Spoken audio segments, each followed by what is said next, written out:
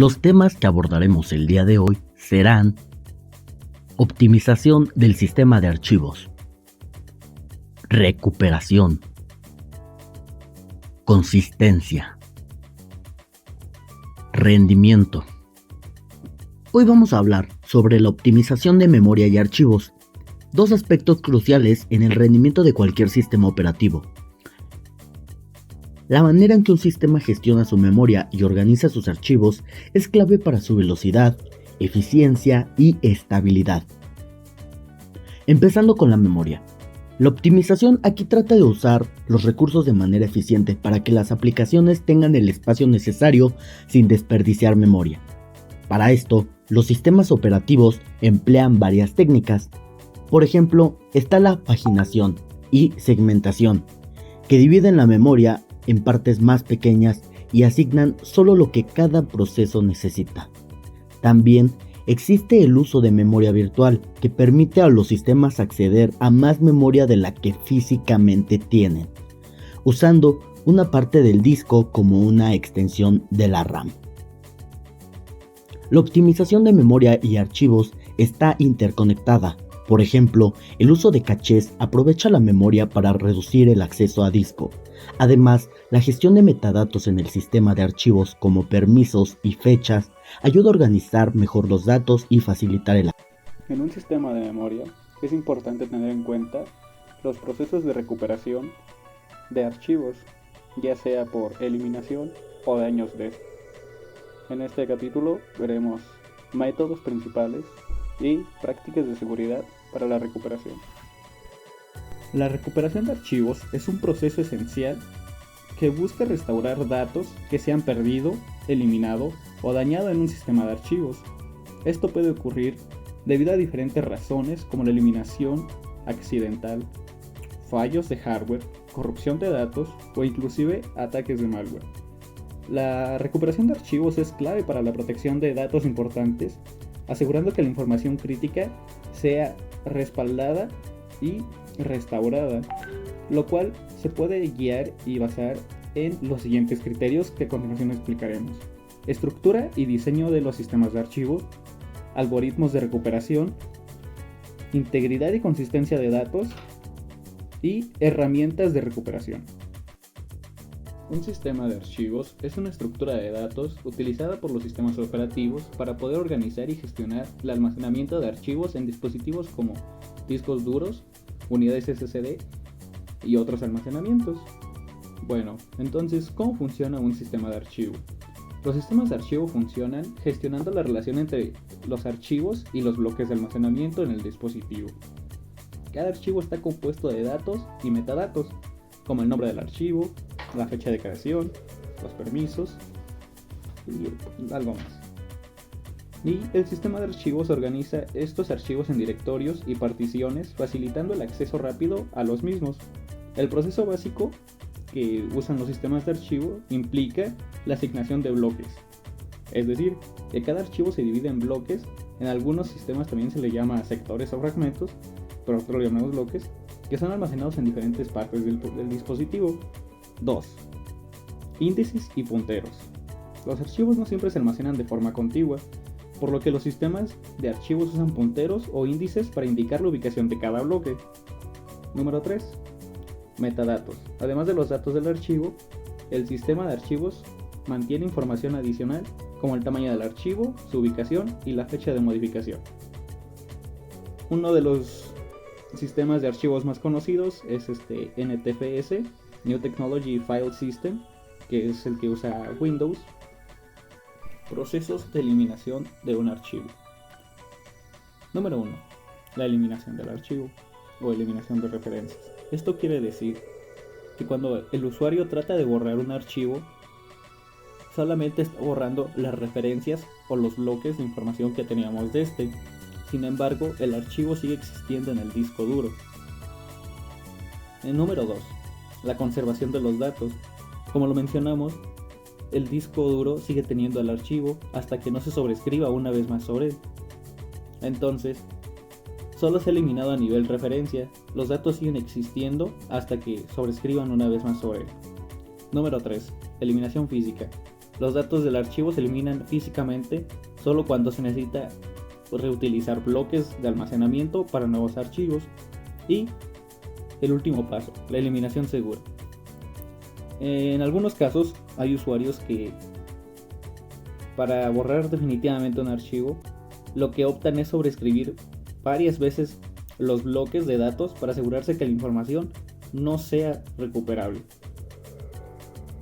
En resumen, estos son los pasos para eliminar un archivo. Recuperación de los archivos. Como lo vimos anteriormente, cuando se elimina un archivo, lo primero que pasa es que se eliminan todas las referencias de este. Sin embargo, el archivo sigue existiendo en el disco duro. Por lo tanto, lo primero es tratar de recuperar e identificar los bloques de datos que aún contienen información del archivo eliminado. ¿Qué quiere decir? Que vamos a buscar en el área de espacio libre del disco duro y encontrar bloques que aún no han sido sobrescritos para poder acceder a los archivos originales. Número 2. Reconstrucción del archivo. Una vez que los bloques de datos han sido localizados, el siguiente paso es reconstruir el archivo a partir de esos bloques. Esto implica reconstruir la estructura del archivo para que sea legible y utilizable. Número 3. La recuperación lógica. Se refiere a recuperar el archivo sin dañar el sistema de archivos. En este proceso, la recuperación accede a los bloques de datos eliminados, los organiza en la secuencia correcta y reconstruye el archivo original. Los metadatos como el nombre, la fecha y propiedad también se pueden recuperar, pero esto depende del sistema de archivos. Y la recuperación física. En algunos casos, cuando hay daños en la estructura física del disco, por ejemplo sectores defectuosos, se requiere una recuperación física. Esta técnica usa herramientas más especializadas para recuperar datos de sectores dañados, aunque no siempre se puede garantizar la restauración completa del archivo. En esta sección exploraremos qué es la consistencia, cómo se clasifica y por qué es tan importante para la fiabilidad de los sistemas de almacenamiento. En sistemas de archivos, la consistencia se refiere a la capacidad de mantener una estructura y estado confiables de los datos en todo momento.